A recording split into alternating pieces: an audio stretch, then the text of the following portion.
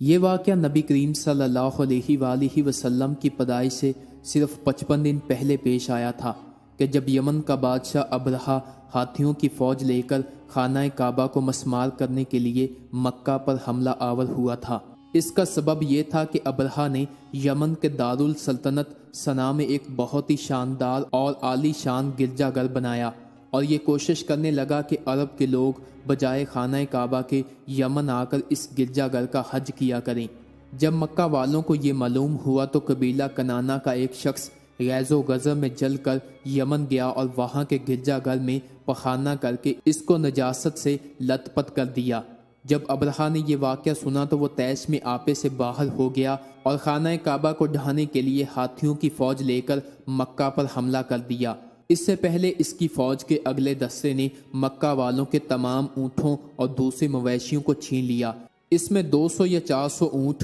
عبد المطلب کے بھی تھے۔ حضرت عبد المطلب کو اس واقعے سے بڑا دکھ ہوا، چنانچہ آپ اس معاملے میں گفتگو کرنے کے لیے اس کے لشکر میں تشریف لے گئے۔ جب ابرہہ کو معلوم ہوا کہ قریش کا سردار اس سے ملاقات کرنے کے لیے آیا ہے تو اس نے آپ کو اپنے خیمے میں بلا لیا، اور جب حضرت عبد المطلب کو دیکھا کہ ایک بلند قامت روب دار اور نہایت ہی حسین و جمیل آدمی ہے جن کی پیشانی پر نور نبوت کا جاہ و جلال چمک رہا ہے، تو ابرہہ آپ کی صورت دیکھتے ہی مرعوب ہو گیا اور اپنے شاہی تخت سے نیچے اتر کر آپ کی تعظیم و تکریم کے لیے کھڑا ہو گیا اور آپ کو اپنے برابر بٹھا کر دریافت کیا کہ کہیے کہ سردار قریش آپ کی یہاں تشریف آوری کا کیا مقصد ہے؟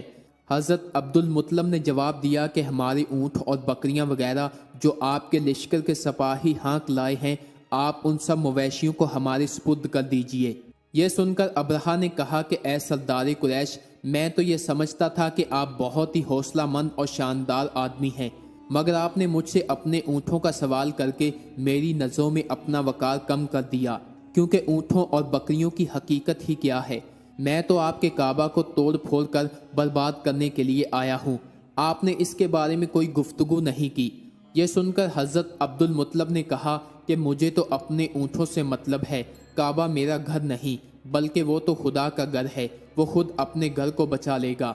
یہ سن کر ابرہہ اپنے فرعونی لہجے میں کہنے لگا کہ اے سردار مکہ، سن لیجئے، میں کعبہ کو ڈھا کر اس کی اینٹ سے اینٹ بجا دوں گا اور روئے زمین سے اس کا نام و نشان مٹا دوں گا، کیونکہ مکہ والوں نے میرے گرجا گھر کی بڑی بے حرمتی کی ہے، اس لیے میں اس کا انتقام لینے کے لیے کعبہ کو مسمار کر دینا ضروری سمجھتا ہوں۔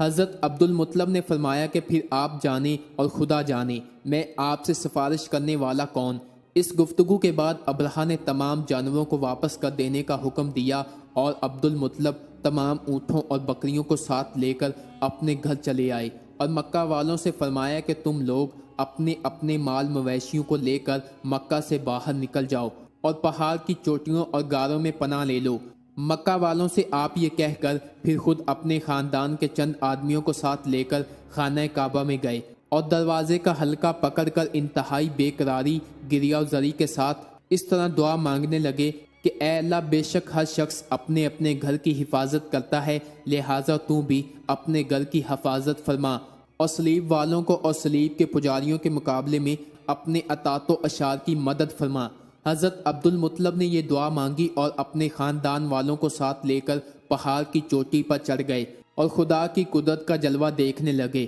ابرہہ جب صبح کو کعبہ ڈھانے کے لیے اپنے لشکر جرار اور ہاتھیوں کی قطار کے ساتھ آگے بڑھا اور مقام مغمس میں پہنچا تو خود اس کا ہاتھی، جس کا نام محمود تھا، ایک دم بیٹھ گیا اور بہت زیادہ مارنے کے باوجود بھی وہ ہاتھی اپنی جگہ سے نہ اٹھا۔ اسی حال میں قہر الہی ابابیلوں کی شکل میں نمودار ہوا اور ننھے پرندوں کے جھنڈ جن کی چونچ اور پنجوں میں 3 کنکریاں تھیں، سمندر کی جانب سے حرم کعبہ کی طرف آنے لگے۔ ابرہہ کی فوج پر اس زور و شور سے سنگ باری شروع کر دی کہ ان کی آن میں ابرہہ کی لشکر اور اس کے ہاتھیوں کے پرکھچے اڑ گئے۔ ابابیلوں کی سنگ باری خداوند قہار و جبار کے قہر و غضب کی ایسی مار تھی کہ جب کوئی کنکری کسی ہاتھی سوار کے سر پر پڑتی تو وہ اس آدمی کے بدن کو چیرتی ہوئی ہاتھی کے بدن سے پار ہو جاتی تھی۔ ابرہہ کی فوج کا ایک آدمی بھی زندہ نہیں بچا اور سب کے سب ابرہہ اور اس کے ہاتھیوں سمیت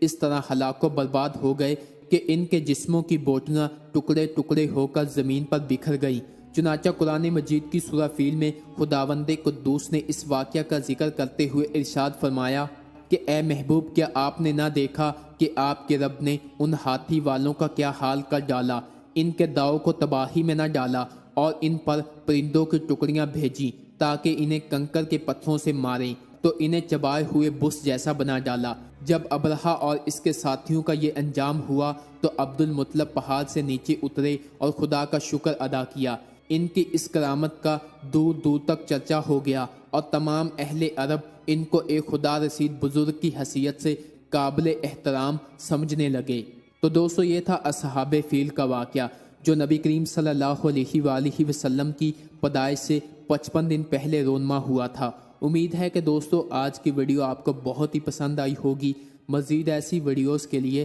ہمارے چینل حقیقی اردو کو لازمی سبسکرائب کریں۔ Thanks for watching.